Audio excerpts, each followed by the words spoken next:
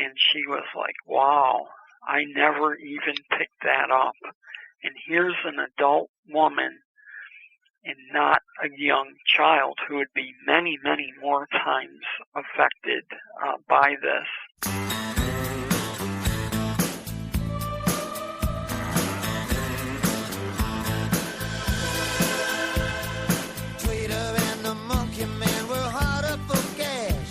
They stayed up all night selling cocaine and hash. To an undercover cop who had a sister named Jan. For reasons unexplained, she loved the monkey man. Personally, I find many of the Disney cartoon videos to be very harmful to children and should be viewed by adults only. So they hopped into a stolen car, took Highway 99.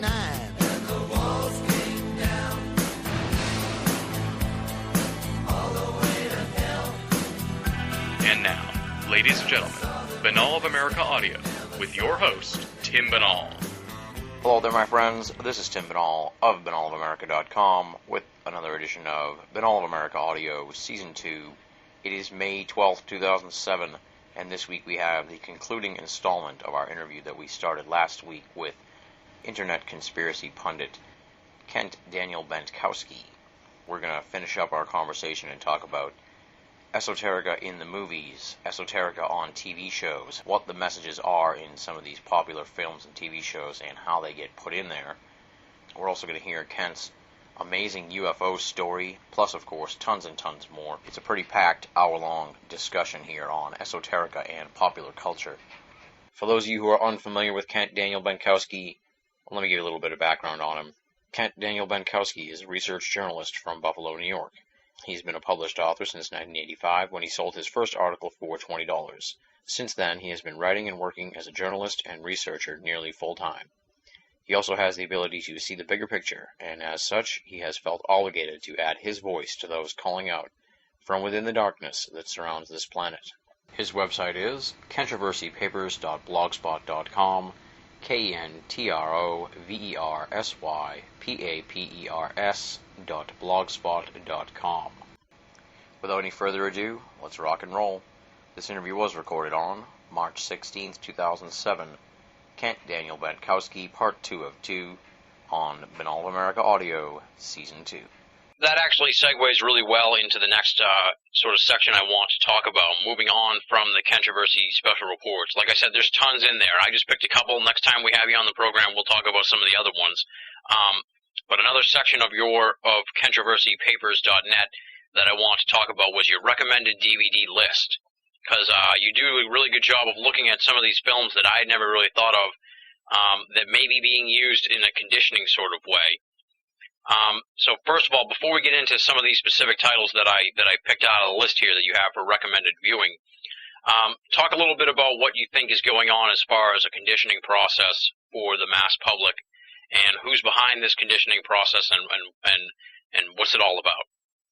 The American mass media is a very big tool psychologically for the elite. And they do not miss any opportunities to implant or embed the minds of the viewers. For instance, I had been asked by many, many people for instance, if they wanted to look into truth-telling, what would be my recommendations for books or DVDs that they could buy or watch. Mm-hmm. And so that's how that got started.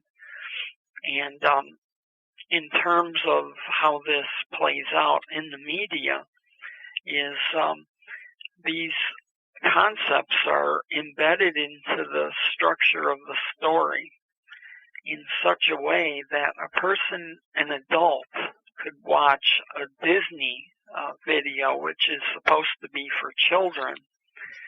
And personally, I find many of the Disney cartoon videos to be very harmful to children and should be viewed by adults only. and I do mention this on this DVD shelf page. And so in terms of, for instance, there's one of the DVDs on this site is A Bug's Life, which is a Disney Pixar production. There's one point in this movie where the main character, who's played by Kevin Spacey, a character called Hopper, who is a grasshopper, he says, you let one ant stand up to us, then they all might stand up. Those puny little ants outnumber us 100 to 1, and if they ever figure that out, there goes our way of life. It's not about food, it's about keeping those ants in line. That's why we're going back. Does anyone want to stay? Let's ride. And that's a perfect example of just one little couple of sentences that may be looked at or listened to out of context by the viewer, and they completely miss the embedding. In fact, this was verified by my wife. I had her sit down and watch this Bug's Life video from beginning to end, and I went back after we had watched the whole thing through, and I went right to that quote that I had just spoken. Mm-hmm. And she's had said to me, "What are you showing me? Is this an outtake or something?" And I said, "No, this is in the movie." And she said, "No, it isn't. I just watched this. This is not in the movie." And I said, "Wait a minute here. Let's go back." And I showed her the whole thing, the DVD chapter, and verified that was inside the movie. And she was like, "Wow, I never even picked that up." And here's an adult woman and not a young child who would be many, many more times affected by this than she had been. Another movie you talk about in that same realm of the Disney Pixar thing is Monsters, Inc. Talk a little bit about what you think is the underlying message there that they're trying to reach to kids. Yeah, the Monsters Incorporated story was interesting because it actually talks about a couple of ideas that both David Icke and this Italian physicist by the name of Giuliano Conforto had put forward about the fact that there may be these interstitial type of dimensions that are in between the regular, first, second, third, fourth, and so on dimensions. And that these extraterrestrial negative forces exist inside these interzones, if you will. And this is the theme of the movie. This movie is about these monsters that are traveling between the monster dimension and the human being dimension through children's closet doors. And they scare the little children, and they use their fear to power the monster world, which is a perfect allegory for what Conforto was saying and what David Icke was saying in their writings. And so I went out and I bought this DVD, and this was, way before my son was born, because this came out in 2002, and I had no reason to be going buying Disney videos, but I wanted to see the rest of this, how this would be packaged and presented, and what the content of the entire movie was. And so this whole thing is designed to implant fear into children, and also to embed within their minds certain messages that the elite want them to believe. and they will use, for example, like The Wizard of Oz and other types of what look like very innocent or innocuous children's stories. Before I ask about a couple other movies, how do you think that sort of process works? Because it's quite a process to get a film made in general. Do you think the seed is planted at the beginning with the writers, or is it something that they're sort of I can see how it's possible that this is going on, but at the same time, I'm sort of I'm not skeptical really, but sort of just trying to wrap my mind around the idea of how the elite could actually embed these messages. So, is there like a process sort of how these things get hidden into the things? Yes, as a matter of fact, a very good resource to look more into this is looking into the whole subject of subliminal manipulation. And these are psychological processes that were developed and undertaken by high-level military type of psychologists who developed these processes that are implanted into these movies, TV shows, and so forth. And how they do this is they study very carefully the minds of individuals, and they've been studying this for over 100 years now. And they've developed these systems to the point where how movies get made is it could be as simple as someone coming up to a producer and saying, so-and-so from this particular movie studio will greenlight your picture if you promise to embed this into the plot. And in terms of Disney, being that Walt Disney himself was working with the FBI and with Hoover, the director of the FBI at the time, he was chosen to be one of these people.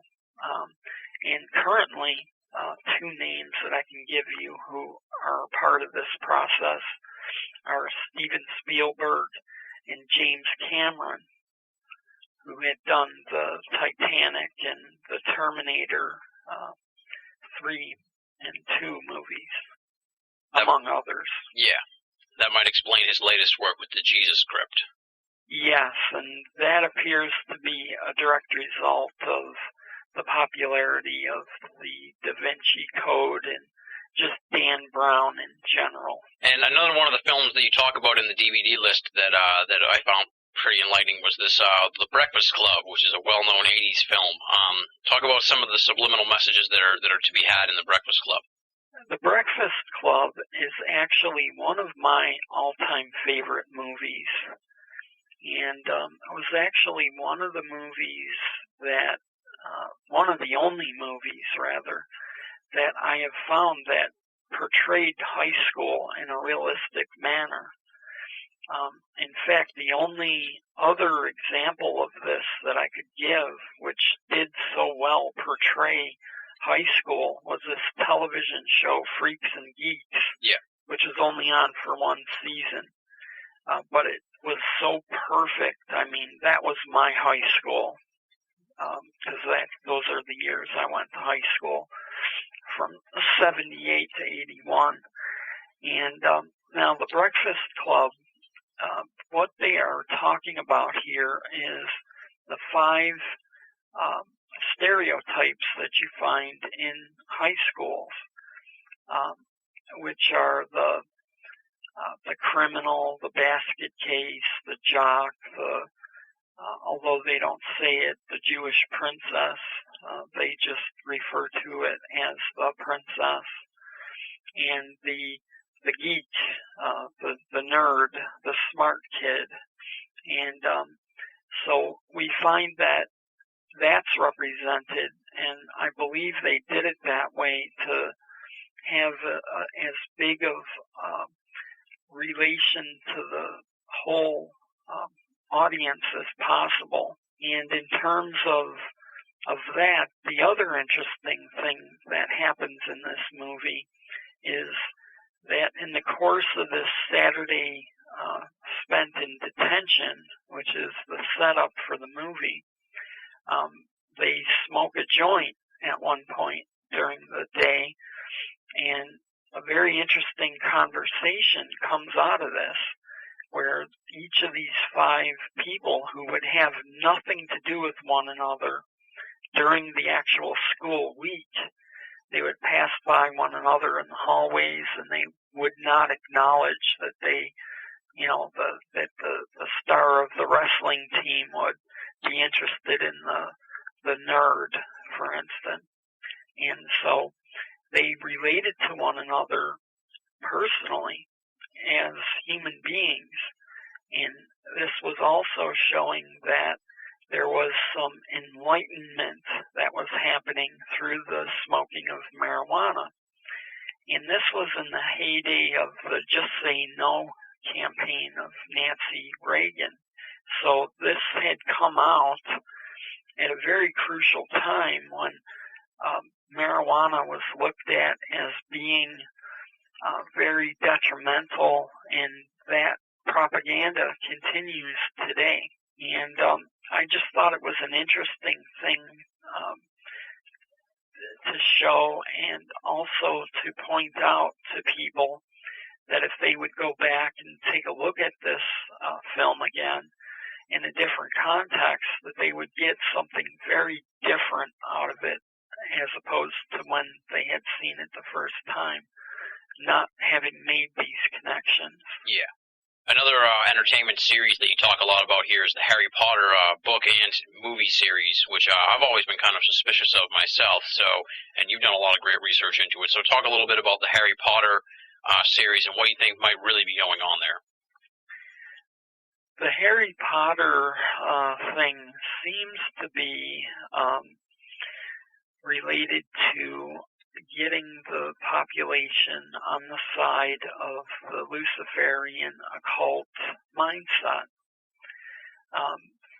For instance, the woman who writes these Harry Potter stories, this Joanne Rowling, she's a witch. She's a practicing Wiccan individual, and a lot of the information that comes out in these series of books and the films from the books have these very realistic occult content that's being portrayed here. And what's interesting about this is that once I started looking at some of the ways that the stories were being handled and what was being shown on screen in the movies and what the characters were saying to one another, the backgrounds of the characters and so forth. Yeah. She seems to know an awful lot about the occult for somebody to have just been guessing, or maybe had done a little light research, background research before she wrote the first film. And what I did is I went through the books whom my wife had been very obsessed with, actually. Yeah. And that in itself was disturbing to me because when I did start doing the research, I found out that some of these kids were reading these books like 10 times over again. Yeah. And I was like, okay, what's going on here? This is not normal. Mm-hmm. When I was a kid, one of my very favorite books was the Lord of the Rings series and The Hobbit. But I didn't read those things 20 times back to back. Yeah. I read them over a period of many years throughout my entire life. And here we had another situation where, these young children were just hypnotized or possessed or something was going on, and I needed to look at this closely just to see what was underlying this interest on the part of the readers so much. And I actually came up with a series of observations which was just designed to ask some questions of, you know, this is what I think is going on here. What do you think about this? Yeah. And I picked out 22 different examples of how there are many questions here in terms of the Harry Potter story and its connection to the occult. For example, just in the past 10 years or 12 years or so, there have been a number of television shows which relate to the occult and also witchcraft. These shows are Angel, Charmed, Sabrina the Teenage Witch, and Buffy the Vampire Slayer. Yeah. So what's interesting about this is that a child of 10 years old, for instance, as some of these kids are who read these Harry Potter books, it's been found psychologically that it's very easy to blur the distinction between fiction and reality for a child of that age. So that is a perfect opportunity for them to embed Harry Potter with some very interesting things.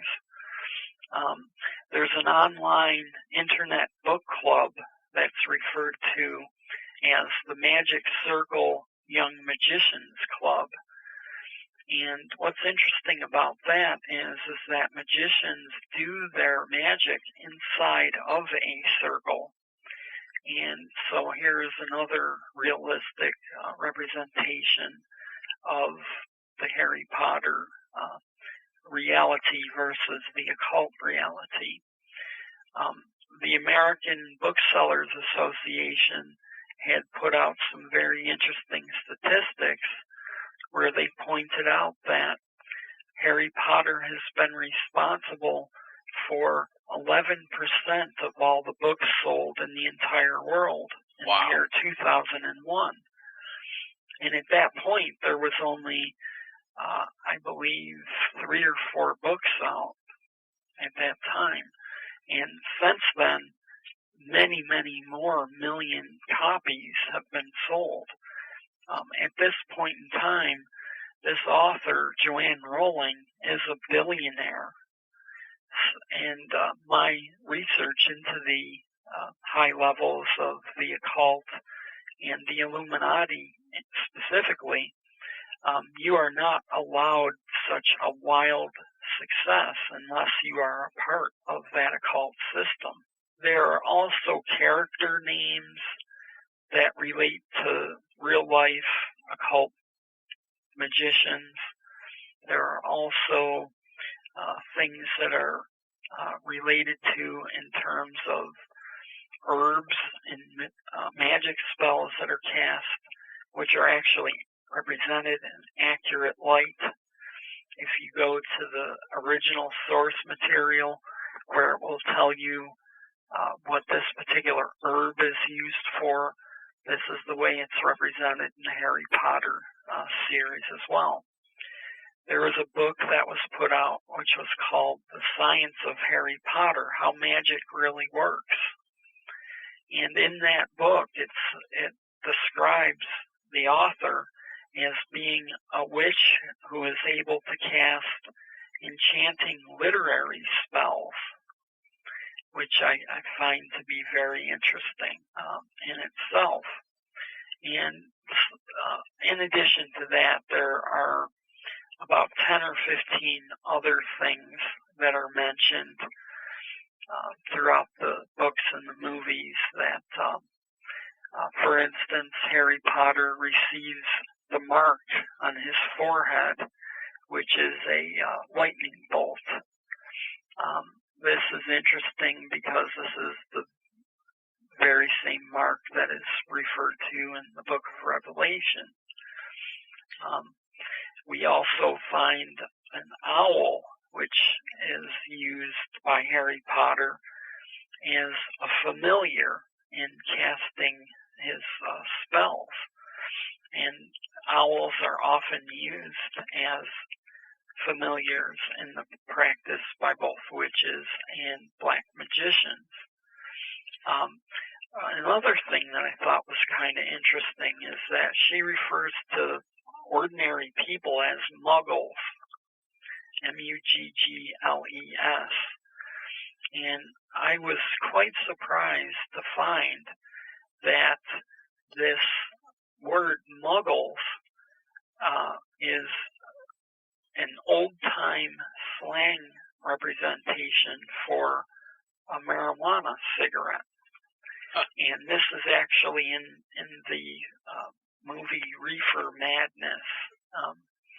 Also, the original title of the very first Harry Potter book was Harry Potter and the Philosopher's Stone.